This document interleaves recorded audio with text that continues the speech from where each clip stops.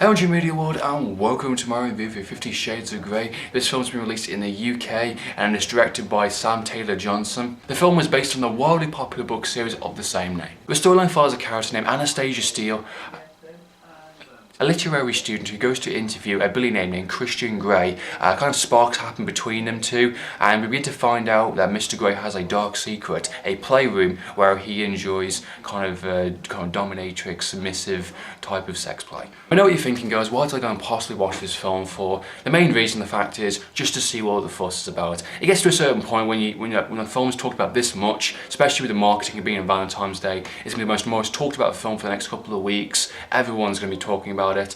It's already been released in the US, and to be perfectly honest, I need to have my opinion of it. I needed to see what it was all about. I have an opinion. Being the fact I work at the cinema as well, I have to talk with guests about it. I'm going to have to clean up screams after people, and yeah, that's going to be fun, yay.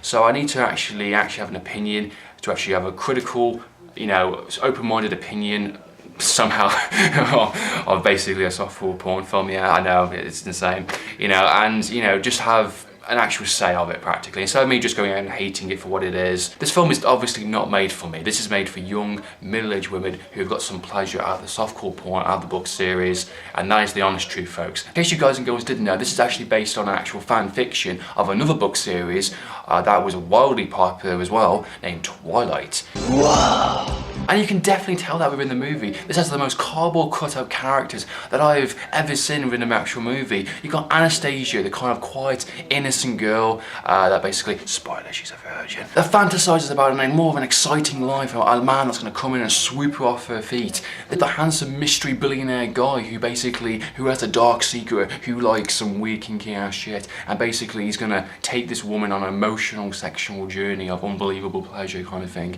It's typical cheesy kind of beeline porno fantasy fiction here, guys, and it's pretty bad in that sense. The film tries to actually change it up by actually adding some humour in places. It actually tries to make the characters likeable. I know the character basically is very controlling, and he says in the movie, like, I like to get what I want kind of thing, but there's moments where he's just like, he's basically stalking her to a certain degree. He actually shows up at her house multiple times with champagne. I think that's just creepy. How the fuck did he get into the house? And he starts buying her cars and laptops. He kind of reminded me of American Psycho in a much different way. A typical billionaire guy that's basically reached the top of his kind of peak of his career. He's making lots of money and he fantasizes about doing some weird stuff like American Psycho. There's even a guy in the movie that basically has known Anastasia for a very long time, actually falls for her and actually confesses his feelings within an actual scene. And of course, typical, he's in the friend zone. She basically rejects him. Mr. Grey comes in, storms in, screaming, "She said no, man," and that's it. That character is gone, folks.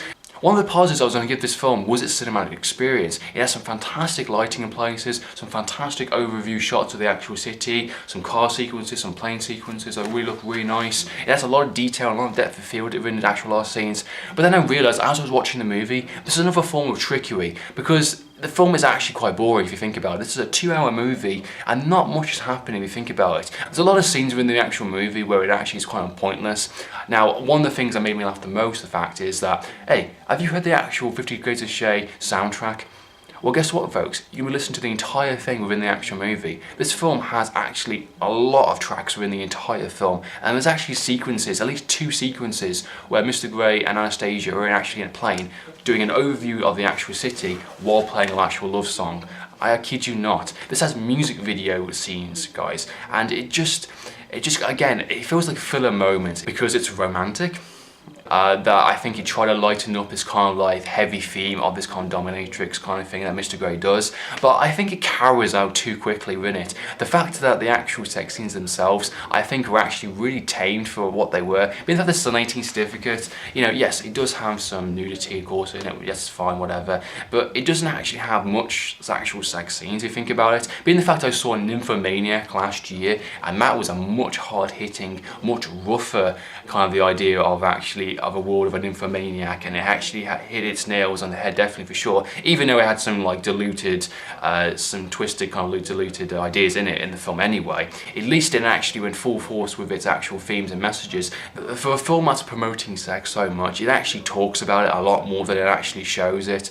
I don't know about the book series themselves. I don't know if it was written the same way, or it came off more steamier or sexier in that way practically. But I felt the actual imagery, the way that the scenes were filmed themselves, were nothing actually special. The scenes didn't actually blow me away in the sense of like Mr. Grey's character is portrayed as kind of this kind of like damaged kind of, you know, character that basically can't love anyone. He can't do romance practically. And there's actually a scene that makes me laugh in the movie where he says he's like, you're the 16th girl he's had over the course of, you know, doing this kind of kinky play, and he's taken the 16th woman to actually sort of fall in love with practically. I felt that was quite silly and quite unrealistic. It turns into typical kind of like a love story that basically she can't fully have him kind of thing, and he can't fully accept her into his heart because, you know, I'm a damaged emotional person kind of thing. It's just really typical and shit, folks. I mean, that is really bad. Overall, 50 Shades of Grey is a typical gimmick Valentine's Day film that you're gonna watch with your loved one, you're gonna watch with your girlfriend, with your boyfriend, or whatever it is.